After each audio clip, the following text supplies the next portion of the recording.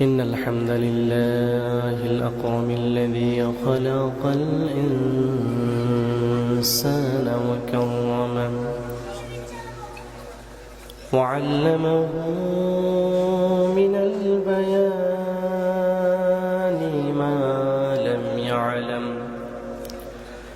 فسبحان الذي لا يحصى امتنانه باللسان ولا بالقلم نستغفره ونتوب إليه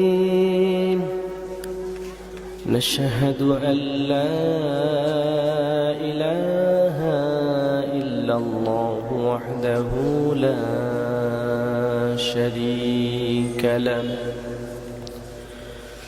نشهد أن سيدنا وسندنا وحبيبنا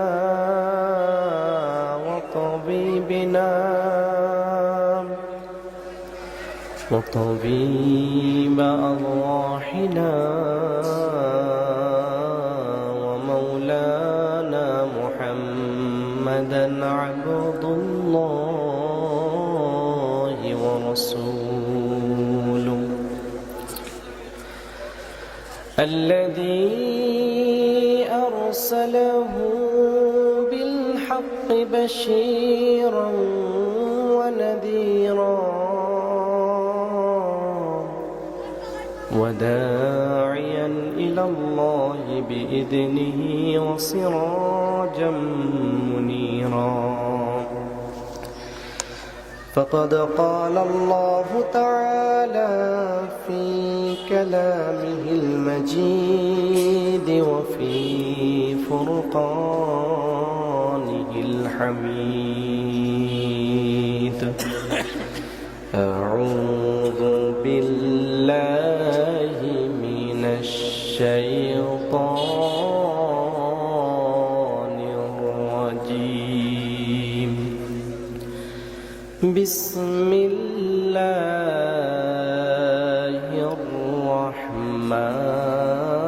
الرحمن الرحيم ومن الناس من يشتري لهو الحديث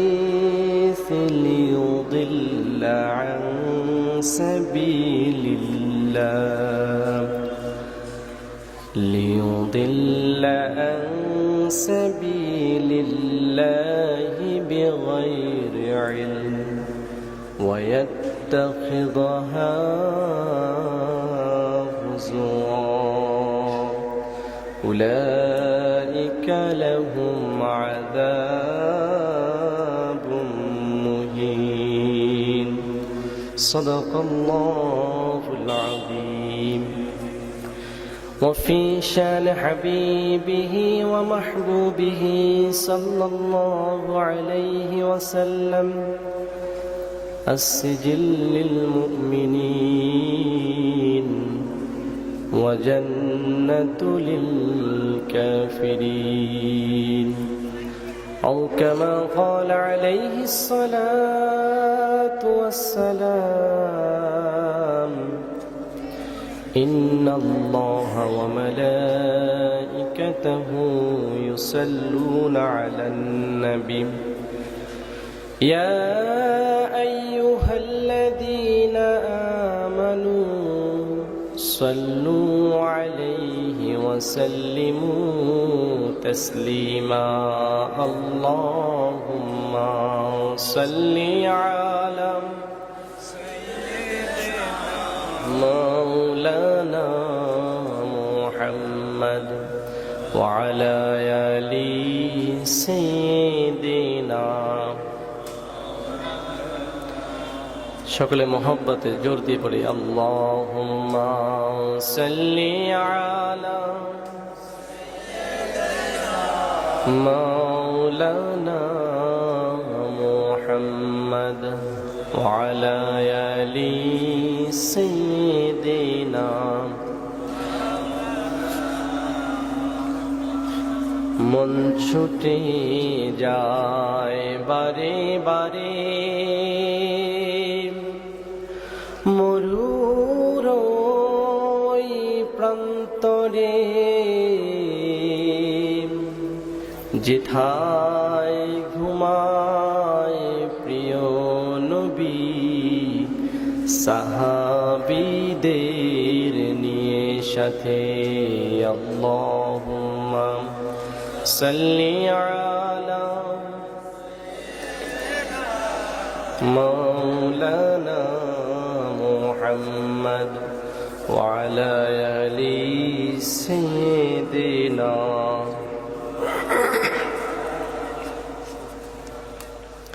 ঐতিহ্যবাহী উত্তর বিনয়ী ছাত্র তরুণ প্রজন্মের উদ্যোগে চতুর্থ বার্ষিক তাফসিরুল কোরআন মাহফিলের সম্মানিত সভাপতি, অত্র এলাকার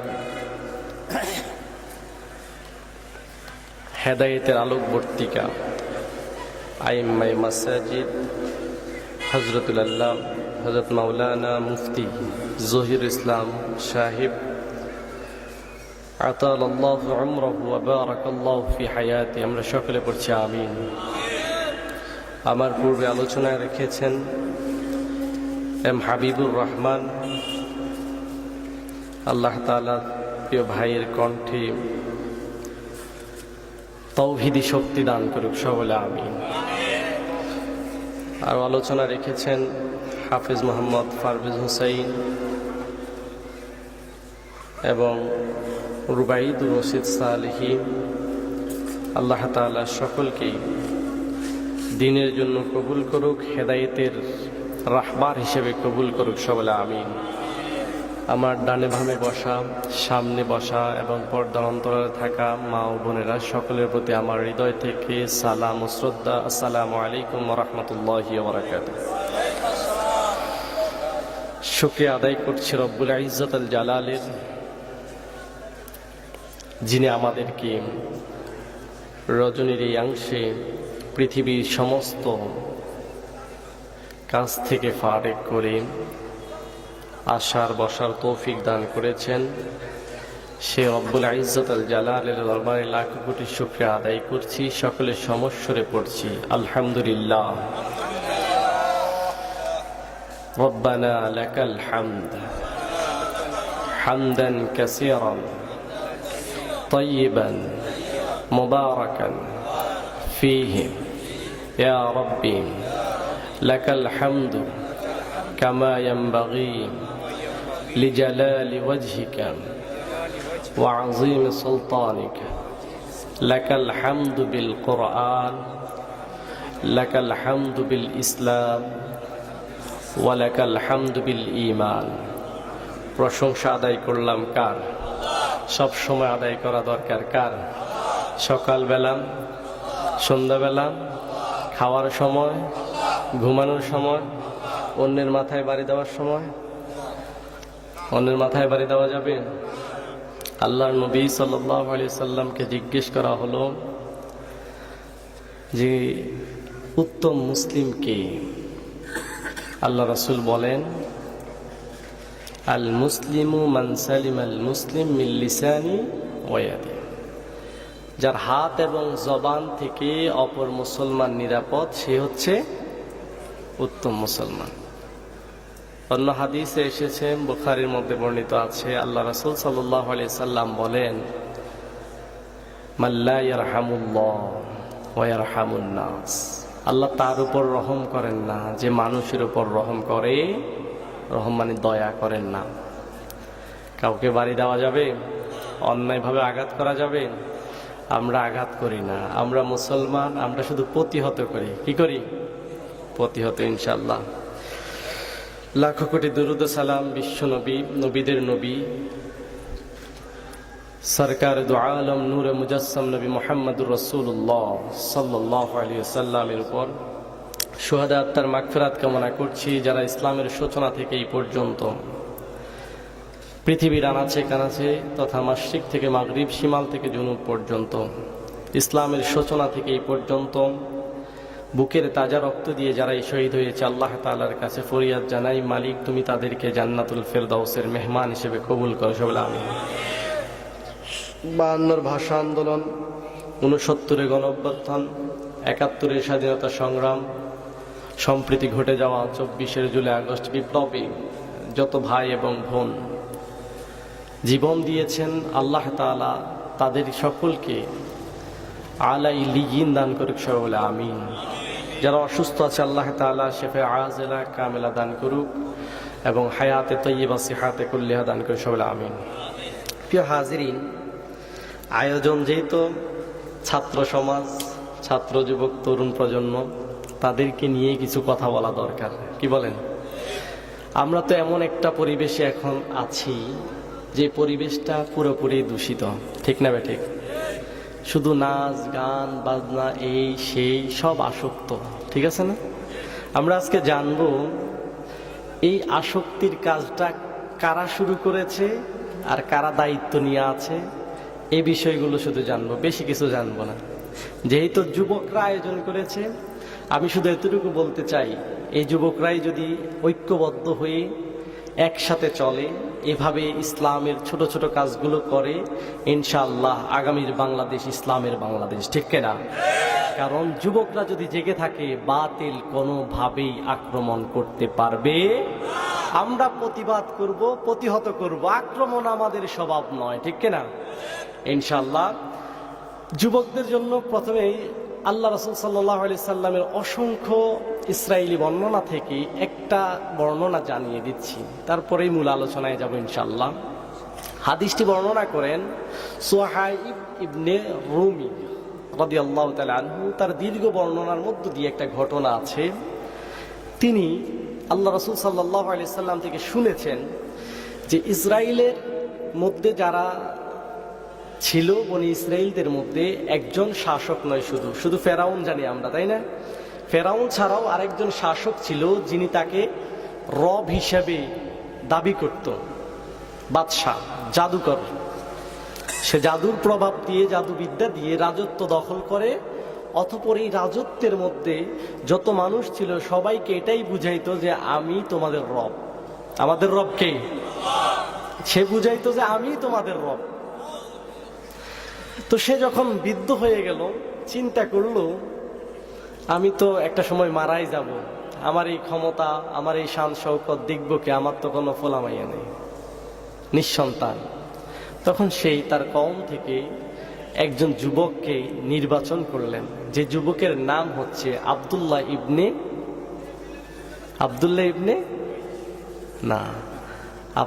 ইবনে সারেহা।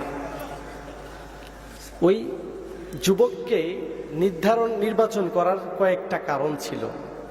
1 নাম্বার কারণ হচ্ছে যুবক এখনো পরিপূর্ণ যৌবনে পৌঁছায় নাই, তার মানে কিশোর, শৈশব, কৈশোর বলে না, এই কৈশোর অবস্থায় তাকে নির্ধারণ করেছে আব্দুল্লাহ ইবনে সামেরকে। আব্দুল্লাহ ইবনে সামের দেখতে অনেক সুন্দর ছিলেন, ভদ্র ছিলেন, নম্র ছিলেন। এগুলো কিসের আলামত? হেদায়েতের আলামত। কিসের আলামত? সমাজের মধ্যে দেখবেন যে ছেলেটা নম্র, ভদ্র, বিনয়ী এবং খুব পরিপাটি থাকে, মানুষে বলে এ ওই দলের কর্মী, সেই দলের কর্মী, আসলে সে তো হেদায়েতের লোক, ঠিক কিনা?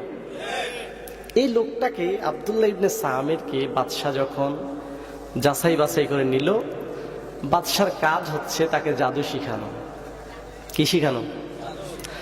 জাদু শিখানোর পরে এই ছেলে আবার চলে যায়। আল্লাহর বান্দা আব্দুল্লাহ ইবনে সামের প্রতিদিন জাদুবিদ্যা শিখে বাদশার দরবারে এসে জাদু শিখার শেষে সে বের হয়ে যায়। একদিন লক্ষ্য করলো পাহাড়ের দিকে একজন বৃদ্ধ লোক উঠে যাচ্ছেন। সে চিন্তা করলো জঙ্গলার মধ্যে তো হায়নারা থাকে, জন্তুরা থাকে, এই বৃদ্ধ লোক কেন পড়ে যাচ্ছে, আমি একটু দেখি। পিছন পিছন গিয়ে দেখলেন ওই বৃদ্ধ লোকটা কিছু সময় মুরাকাবায় ছিলেন, অতঃপর আবার দাঁড়িয়ে গেলেন, রুকু করলেন, আবার যাই সিজদায় পড়ে গেলেন। সিজদা থেকে যখন উঠলেন, ফারিক হলেন।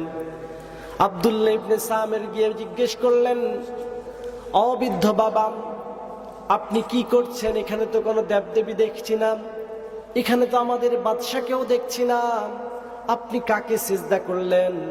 কার জন্য আপনি ইবাদত করছেন? এই কথা বলার পর আবেদ লোকটা বলছে, বাবা শোনো, তোমরা যার ইবাদত করো আমি তার ইবাদত করি না, আমি যার ইবাদত করি তার ইবাদত তোমরা করো না। বলছে তুমি কার ইবাদত করো যাকে দেখো না? আমি তো এমন কাউকে দেখছি না, বড় একটি গাছও দেখছি না, একটা পাথরও দেখছি না, কার ইবাদত করছো? আব্দুল্লাহ ইবনে সামেরকে বলছেন, আমি একমাত্র আল্লাহর ইবাদত করছি, যে আল্লাহ সব ক্ষমতার মালিক, যার হাতে আমার প্রাণ, তোমার প্রাণ, তোমার ওই রবের প্রাণ। এ কথা বলার পর আব্দুল্লাহ ইবনে সামের বলছে, আরো একজন রব আছে নাকি? বাদশার কথা বাদ দিয়ে আরো একজন যে রব আছে এই কওমের মানুষ জানতই না। আল্লাহর এই বান্দাকে জানানো হলো, হ্যাঁ আরেকজন রব আছে, তোমাদের যেই বাদশা, যেই রব তোমরা মেনে নিয়েছো, আসলে সে রব নয়। তোমার রব বৃদ্ধ হয়, তোমার রব বার্ধক্যে পৌঁছায়, অসুস্থ হয়, অথবা মৃত্যুবরণ করবে, কিন্তু আমি এমন এক রবের ইবাদত করি যার কোনোদিন বার্ধক্যও আসবে না, তার দিনও শেষ হবে না, হাইয়ুল কাইয়ুম। কথা বলেন ঠিক কিনা? তিনি কে? আল্লাহকে যখন চিনিয়ে দিল, আব্দুল্লাহ ইবনে সামের বলল, আমিও তার উপর ঈমান আনতে চাই। আবেদ বলল, শোনো শোনো, তুমি যদি ঈমান আনতে চাও সাবধান, তোমাকে নীরবে কাজ করতে হবে, কারণ তোমার কওমের বাদশা সে কিন্তু মোটেও ভালো না। অর্থাৎ তোমাকে নীরবে কাজ করতে হবে, যতদিন বেঁচে থাকো ইবাদত করবে সে আল্লাহর, কিন্তু প্রকাশ করা যাবে না। আব্দুল্লাহ ইবনে সামের বলল, ঠিক আছে আমি গোপনে ইবাদত করব, কোনো সমস্যা নাই। বলছে, আমি যেখানে আছি সেই সন্ধানও কাউকে দেওয়া যাবে না। ঠিক আছে। ইবাদত শুরু হয়ে গেল। কিছুদিন যাওয়ার পরে মানুষ চলাচলের যেই সড়ক, মূল সড়কের মধ্যে একটা হিংস্র প্রাণী এসে দাঁড়িয়ে গেল। পুরো কওমের কোনো মানুষ সাহস করছে না ওই হিংস্র প্রাণীকে তাড়ানোর জন্য। শুধু আব্দুল্লাহ ইবনে সামের যখন দেখতে পেল, সে একটি পাথর বা কঙ্কর নিক্ষেপ করার জন্য হাতে নিলেন, নিয়ে বলতেছে, আমি সেই রবের নাম দিয়েই কঙ্কর নিক্ষেপ করছি যেই রবের গোলামি করে ওই পাহাড়ে থাকা আবেদ ব্যক্তিটি। যদি আমার এই বাদশার ধর্মটা যদি মিথ্যা হয়ে থাকে, ওই বৃদ্ধ আবেদের ধর্মটা যদি সঠিক হয়ে থাকে, ওই বৃদ্ধ আবেদের রব যদি সঠিক হয়ে থাকে, ওই রবের নামে আমি বিসমিল্লাহ করে ফেললাম, এই গঙ্গের দ্বারা, এই ঢিল দ্বারা এই হিংস্র প্রাণী পালিয়ে যাবে। সাথে সাথে নিক্ষেপের সাথে সাথে পুরা কওমকে মুক্ত করে দিয়েছে। এই হিংস্র হায়না জঙ্গলার দিকে চলে গেছেন। কন্যা সুবহানাল্লাহ। আব্দুল্লাহ ইবনে সামের নাম পুরো এলাকায় চর্চা হয়ে গেল। এই হিংস্র প্রাণীকে দাঁড়িয়ে দিয়েছে আব্দুল্লাহ ইবনে সামের, ছোট্ট কিশোর, এখনো যৌবনে পদার্পণ করে নাই। ওই কৈশোরের একটি ঢিলের মাত্র পুরো রাস্তাকে ক্লিয়ার করে দিল।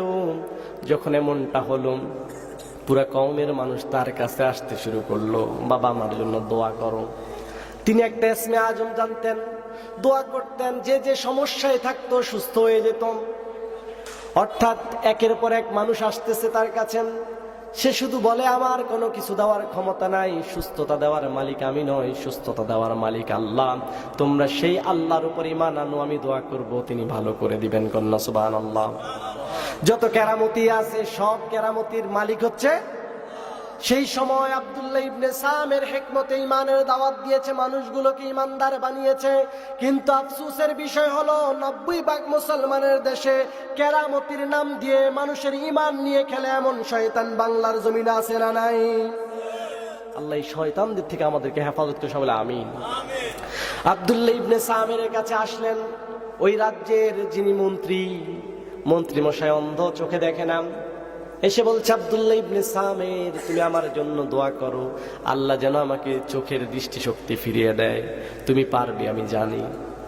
আব্দুল্লাহ ইবনে সামের বলে, না, আমার হাতে কোনো ক্ষমতা নাই, আমি কারো চোখের দৃষ্টিশক্তি ফিরিয়ে দিতে পারি না, আমার কাছে কোনো ক্ষমতা নাই। এই কথা বলার সাথে সাথে বলছে, তুমি তো অমুকের ভালো করছো, তমুকের ভালো করছো, আমারও ভালো করে দাও।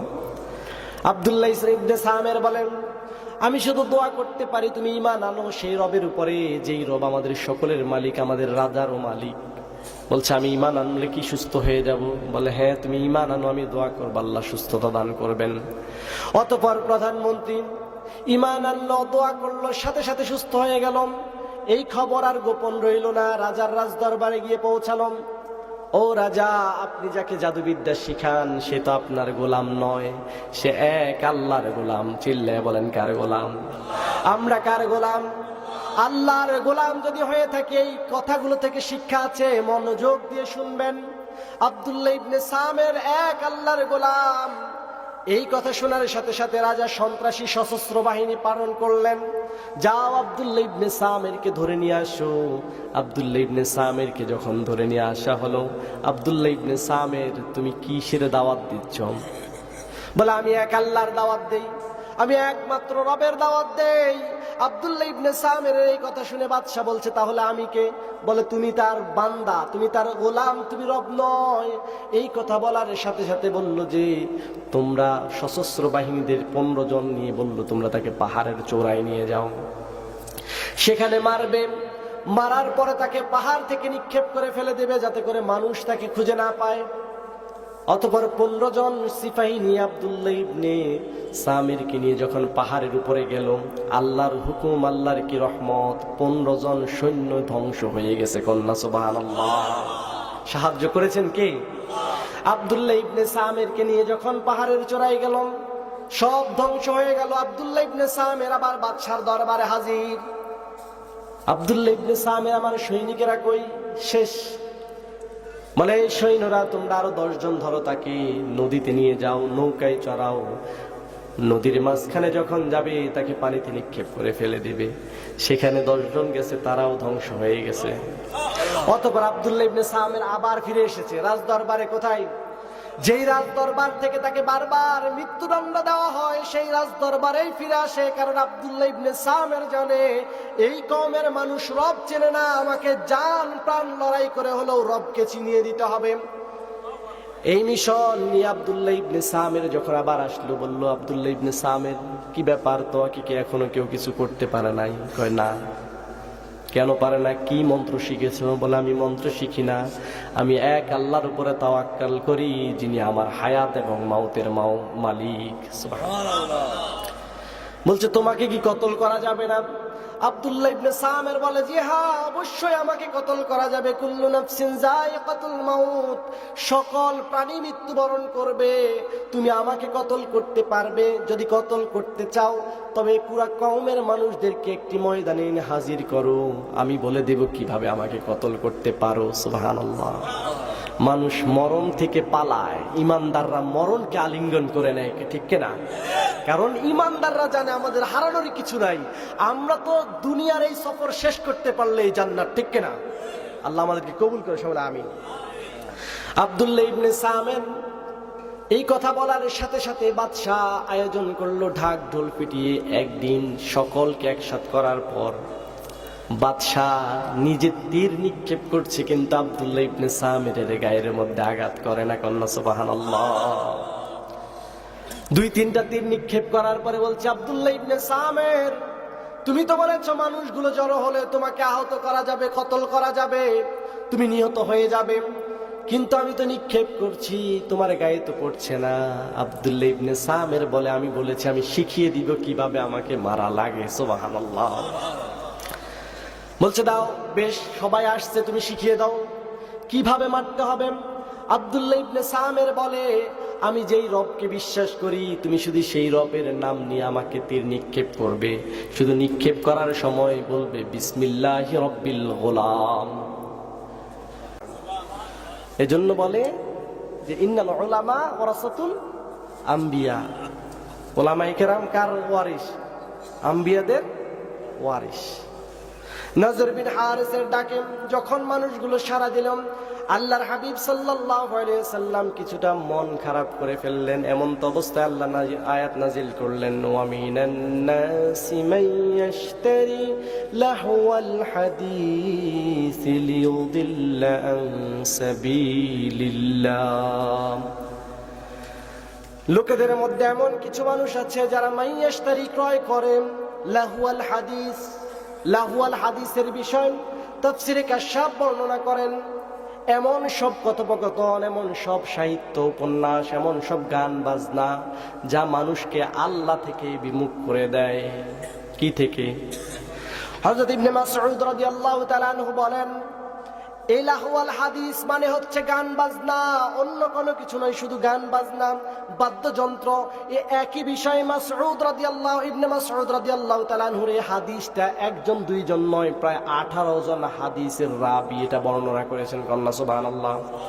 অর্থাৎ এই লাহওয়াল হাদিস দ্বারা যত গান বাজনার মঞ্চ আছে, আয়োজন আছে, এটাকেই বোঝানো হয়েছে। আল্লাহ তাআলা বলেন তারা এটা আয়োজন করেন। লাহওয়াল হাদিস এর কারণ হচ্ছে বাদ্যযন্ত্র দিয়ে আল্লাহর এই পথ থেকে তারা সরিয়ে নেওয়ার চেষ্টা করে, বিগাইরি ইলমি, যার মধ্য থেকে কোনো জ্ঞান পাওয়া যায় না। আচ্ছা, নাচ গান শুনে দেখে কোন রকমের এলেম অর্জন করা যায়? কথা বলেন, করা যায় না। কিন্তু এই আয়োজনগুলো যারা করে তারা শুধু অল্প সময়ের আনন্দের জন্যই করে, অন্য কিছুর জন্য করে না। তারা করে নাচ গান কিনে জাহান্নাম ক্রয় করে। আর যারা মুমিন, কোরআনের পক্ষে থাকে, তারা শুধু ইন্নাল্লাহ হাশতারা মিনাল মুমিনিনা আনফুসাহুম ওয়া আমওয়ালাহুম বিআন্না লাহুমুল জান্নাহ, তারা জান এবং মালের বিনিময়ে আল্লাহর জান্নাত ক্রয় করে। ঠিক কিনা? আল্লাহ আমাদেরকে ক্রয় করার তৌফিক দান করে, সকলে আমিন। আর এই কোরআন এবং হাদিসের মজমাগুলোকে বন্ধ করে দেওয়ার জন্য তারা নাচ গান দিয়ে যত আয়োজনে করে, তারা মনে করে এগুলো বন্ধ হয়ে যাবে, হট্টগোল করে, মনে করে বন্ধ হয়ে যাবে। আল্লাহ বলেন, ইউরিদুনা লিইউতফিউ নূরাল্লাহি বিআফওয়াহিম ওয়াল্লাহু মুতিম্মু নূরিহি ওয়ালাউ কারিহাল কাফিরুন। নবী হে, তারা চেষ্টা করে, হাত দিয়ে যেমন সূর্যের আলোকে দমন করে যায় না, ঠিক তেমনি ভাবে দিনের আলো নিভিয়ে দেওয়ার জন্য ব্যর্থ চেষ্টা করে। কথা বলেন ঠিক কিনা? দিনের আলো কি নিভিয়ে দেওয়া যাবে? নিভিয়ে দেওয়া যাবে না। আল্লাহ রাব্বুল আলামিন দ্বিতীয় আয়াতে বলছেন, ওয়াইদা তুতলা আলাইহি আয়াতুনা ওয়াল্লা মুস্তাকবিরান কাআল্লাম ইয়াসমাআহা কাআন্না ফি উযুনাইহি ওয়াকরাম। যখন তাদের সামনে কোরআন তেলাওয়াত করা হয়, তুলিয়াত আলাইহি আয়াতুনা, আমার নিদর্শন যখন তেলাওয়াত করা হয়, ওয়াল্লা মুস্তাকবিরান, তখন তারা দাম্ভিক্য দেখিয়ে মুখ ফিরিয়ে নেয়। দাম্ভিক্যটার একটা সহজ বাংলা হলো গাটতেরামি। কি করা আছে না? যদি বলেন যে ভাই নামাজ পড়া ফরজ, 5 ওয়াক্ত নামাজ পড়তে হবে, এই বেড়া তোর জিগেছি, আছে না নাই? ভাই রোজা রাখা ফরজ, তোর জিগেছি, আমার কত সমস্যা, তোর রোজা তুই রাখ, আছে না নাই? ভাই কোরআন মানা ফরজ, তোর জিগেছি, আছে না নাই? ভাই কোরআনের বিধান সমাজে বাস্তবায়ন করা ফরজ, এবার তুই বেশি বোঝস, আমরা কিছু জানি না, এমন লোক আছে না নাই? শুধু কথায় কথা রাজনীতি ঢুকাই দেশ কোরআনের ভিতরে, কোরআনের রাজনীতি আছে নাকি? এমন লোক আছে না নাই? এই জালেমদেরকে আল্লাহ তাআলা বলছেন, وَإِذَا تُتْلَى عَلَيْهِ آيَاتُنَا وَلَّى مُسْتَكْبِرًا كَأَن لَّمْ يَسْمَعْهَا كَأَنَّ فِي أُذُنَيْهِ। তারা প্রথমে এর বিরোধিতা করবে, তারপরে এমন ভাবে শুনে থাকবে মনে হয় যেন তাদের দুইটা কান বধির, দেনা কথা শোনে না। যতই বলেন হাতেরটাই ঠিক, যতই বলেন হাতেরটাই ঠিক। এরকম লোক আছে না নাই? আল্লাহ তাআলা বলেন, এরকম যারা আছে তাদেরকে ঘোষণা দিচ্ছেন সূরাতুল আরাফে, ইন্নাল্লাযীনা কাযযাবু বিআয়াতিনা ওয়াস্তাকবারু আনহা লা তুফাত্তাহু লাহুম আবওয়াবুস সামাম ওয়া লা ইয়াদখুলুনাল জান্নাতা হাত্তা ইয়ালিজাল জামালু ফি সাম্মিল খিয়ার। আল্লাহ তাআলা বলছেন, ইন্নাল্লাযীনা কাযযাবু, নিশ্চয় যারা অস্বীকার করবে, ওয়াস্তাকবারু বিআয়াতিনা, ওয়াস্তাকবিরু, আমার আয়াত সমূহকে, ওয়াস্তাকবারু যারা ডিঙিয়ে চলবে, মুখ ফিরিয়ে নিবে, দাম্ভিক্য দেখাবে, ঘাটতারামি করবে, আনহা লা তুফাত্তাহু লাহুম, তারা কোনকালে আসমানের দরজা বিজয় লাভ করতে পারবে না, অর্থাৎ আসমানের দরজা তাদের জন্য খোলা হবে না। ওয়ালা ইয়াদখুলুনাল জান্নাহ, তারা জান্নাতে প্রবেশ করতে পারবে না ততক্ষণ পর্যন্ত, হাত্তা ইয়ালিজাল জামালু, যতক্ষণ পর্যন্ত না ওট প্রবাহিত হয়, ফি সাম্মিল খিয়ার, সুঁইয়ের ছিদ্রের ভিতর দিয়ে যতদিন পর্যন্ত ওট প্রবাহিত না হবে, কোরআনের আয়াত অস্বীকারী কোনকালে যতদিন পর্যন্ত ওট প্রবাহিত না হবে, তারাও জান্নাতে যেতে পারবে। তাহলে জান্নাত শুধু ঈমান আনলেই জান্নাত? এখানে সহজ ভাষায় বলতেছি, জান্নাত হচ্ছে আল্লাহ বান্দার জন্যই বানাইছেন। অনেক আলেমে বলে না যে লা ইলাহা ইল্লাল্লাহ ফাদাখালাল জান্নাহ, হাদিস সহিহ, এতে কোনো পার্থক্য নাই, কোনো রকমের সনদও গলত নাই। আবার মতনও কোনো সমস্যা নেই, হাদিস সহিহ। কিন্তু এই আইনটা কি সবার জন্য? লা ইলাহা ইল্লাল্লাহ ফাদখালাল জান্নাহ সত্য, কিন্তু আপনি যদি এই সকালে ঈমান এনে দুপুরের আগে মারা যান, আপনার মধ্যে কোনো ফরজ বিধান অতিবাহিত হলো না, আপনি জান্নাতে যাবেন। এই আয়াত তো স্বীকার করছে, আপনাকে চোখে আঙ্গুল দেখিয়ে দেখাই দিচ্ছে ঈমান আনছেন, আল্লাহ মানেন, দিন মানেন, কিয়ামত মানেন, সব মানেন, শুধু কোরআনের আয়াতটা একটা আয়াত মানতে পারেন নাই। আপনার জন্য আল্লাহ বলছে যে অস্তাকবারু আনহা, যে অস্বীকার করেছো, দাম্ভিকতা দেখিয়েছো, ততদিন পর্যন্ত জান্নাতে যেতে পারবা না যতদিন পর্যন্ত সুয়ের ছিদ্রের ভিতর দিয়ে উট প্রবাহিত না হয়। জান্নাতে যাবেন? হ্যাঁ, যারা বলে কোরআনে এটা নাই সেটা নাই, তারা কি কোরআন পড়ে? এই যে আজকে যারা আয়োজন করেছে, দেখবেন এক পক্ষ কালকে হয় বলবে এই রাজনৈতিক আলোচনা হয়েছে, আছে না নাই? আসলে এটা কি রাজনৈতিক আলোচনা না কোরআনের আলোচনা? সূরার নাম লোকমান, সূরার নাম কি? লোকমান। এই সূরা লোকমান থেকে 5 নম্বর এবং 6 নম্বর আয়াতটা আমি কালকে সিলেক্ট করছি। প্রথমে আলোচনা একটা টার্গেট ছিল অন্যরকম, চিন্তা করলাম যুব সমাজ এটা করতেছে, তাদেরকেও তো কিছু উৎসাহ দেওয়া দরকার নাকি?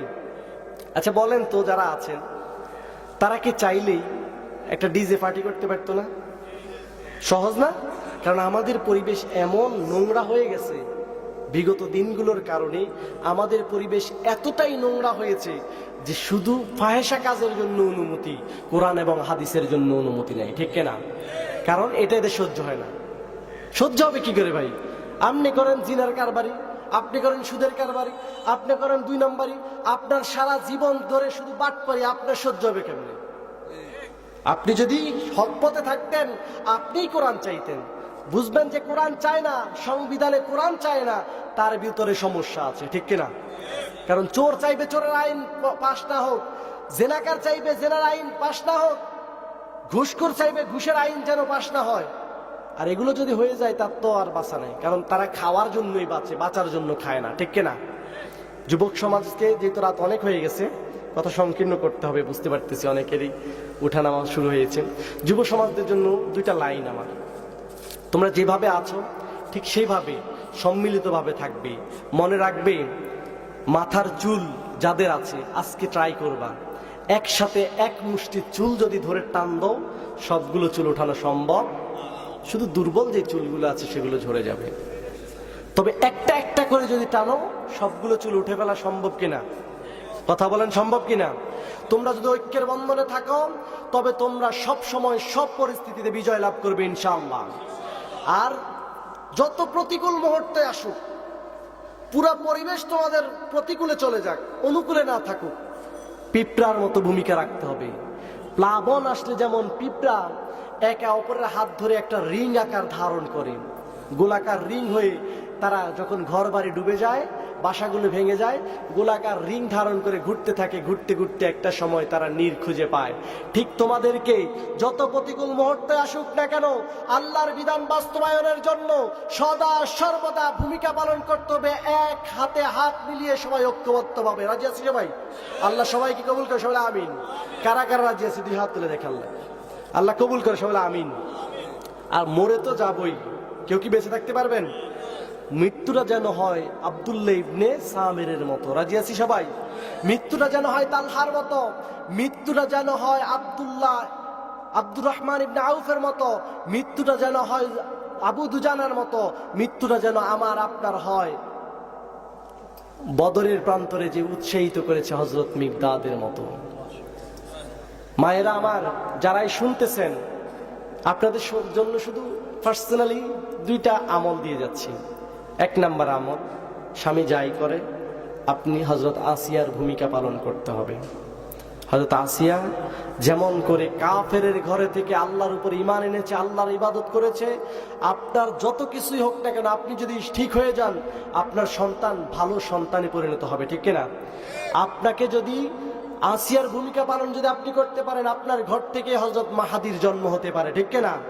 মাহাদি আসবে কখন আসে জানি না, কিন্তু আপনার ঘর থেকেই জান্নাতি একটা সন্তান চাই আমরা, আর কিছু চাই না। আপনার স্বামীকে আপনি খুশি রাখার চেষ্টা করবেন। স্বামীদেরকে অহেতুক সন্দেহ করে স্বামীদের মনে কষ্ট দিবেন না। সারা রাত ইবাদত করতে পারেন না, কিন্তু যদি স্বামীকে একটু খুশি রাখতে পারেন, সারা রাত ইবাদতের সওয়াব পেয়ে যাবেন। স্বামীর প্রতি উদাত্ত ভালোবাসা রাখবেন। স্বামী যা চায়, পছন্দনীয় যা তাই করবেন, যা চায় না তা করার চেষ্টা করবেন না। বৃদ্ধ বাবা যারা আছেন তাদের প্রতি ওসিয়া, বয়সের প্রায় শেষ প্রান্তে চলে এসেছেন, কার কখন মৃত্যু এসে যায় বলা যায় না। আমিও আপনাদের আগে চলে যেতে পারি। জান্নাত আমরা সবাই চাই, কারণ আল্লাহর জান্নাত সবচেয়ে সুন্দর, ঠিক কিনা? জান্নাতে যদি যেতে চান অন্তত কোরআনের প্রতি বিশ্বাস রাখেন, কিয়ামত দিবসের প্রতি বিশ্বাস রাখেন, ইমানের শর্তগুলোর প্রতি ইমান রেখে আমল যা করেছেন আজকে থেকে একটা আমল বেশি করবেন। আজান যখন হবে মুয়াজ্জিনে যা বলে তার সাথে সাথে বলবেন। ইদা সামিআতুমুন নিদা, যখন তোমাদেরকে আহ্বান করা হয় তোমরা তা বলো। মিসলা কওলিল মুয়াজ্জিন, মুয়াজ্জিন যা বলে তোমরা তা বলো। শুধু হাইয়া আলাস সালাহ হাইয়া আলাল ফালার সময় লা হাওলা ওয়ালা কুওয়াতা ইল্লা বিল্লাহ, আল্লাহ রাসূল বলছেন এটা যদি তোমরা করতে পারো হাল্লাত লাহু শাফাআ, আমি রাসূল তোমাদের জন্য শাফায়াত করা ওয়াজিব হয়ে যায়। কন্না সুবহানাল্লাহ। রাসূলের শাফায়াত চাই না? শাফায়াত চাই। তাহলে শুধু ঘরে শুয়ে শুয়ে আজানের জবাব দিব আর ঘুম যাবো নাকি? চা দোয়ানে আড্ডা দিব? আজানের জবাব দিবেন, সাথে সাথে দোয়া করবেন। আল্লাহুম্মা রাব্বা হাযিহি দাওয়াতিত তাম্মা। একটি হাদিস দ্বারা বর্ণিত আছে দোয়ার আগে সালাম করবেন। দুরূদ শরীফের কি সাল্লাল্লাহু আলাইহি সাল্লাম পড়লেও পড়তে পারেন, সাথে সাথে দোয়া পড়বেন। আল্লাহুম্মা রাব্বা হাযিহি দাওয়াতিত তাম্মা ওয়াস সালাতুল কায়িমা। এই দোয়াটা পড়বেন। পারেন না সবাই? এটা করবেন। আল্লাহ রাসূলের ওয়াদা আছে যে আল্লাহ রাসূল আপনার জন্য সুপারিশ করবেন ইনশাআল্লাহ। এই আমলটা করবেন। যুবক যারা আছো, শেষ নসিহত, তিনটা জিনিস, অন্য হাদিসে দুইটা, তিনটা জিনিসের হেফাজত করে তুমি হয়ে যাও। তোমার যখনই মৃত্যু হবে, মৃত্যুর আগ পর্যন্ত এই তিনটা জিনিসের আমানতদার যদি তুমি হতে পারো, তবে আল্লাহ রাসূল নিজ জিম্মায় তোমাকে জান্নাত দেবে। সুবহানাল্লাহ। এক নাম্বার, তোমার দৃষ্টিকে হেফাজত করবে, চোখকে নিম্নগামী করবে। দুই নাম্বার, জিহ্বাকে তুমি হেফাজত করবে, ফাহিশা কোনো কথা বলা দরকার নাই, অহেতুক কোনো কথা বলা দরকার নাই।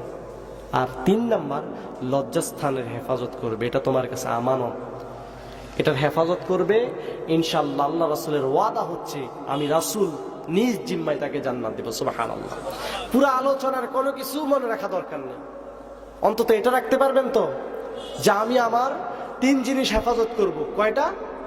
এক নাম্বার চোখ, এক নাম্বার, দুই নাম্বার জিহ্বা, হ্যাঁ, তিন নাম্বার লজ্জাস্থান। করবেন তো? আর বাবা, মুরব্বী, যুবক সবার জন্যই আজানের সাথে সাথে জবাব দিবেন তো ইনশাআল্লাহ। আল্লাহ আজকের আয়োজনকে কবুল করে সবাই আমিন। সকলের প্রতি ভালোবাসা এবং শ্রদ্ধাবোধ রেখেই শেষ করে দিন আমার আলোচনা। আজকে এতে টানলাম। আখির দাওয়ানা আলহামদুলিল্লাহি রাব্বিল আলামিন। আসসালামু আলাইকুম ওয়া রাহমাতুল্লাহ।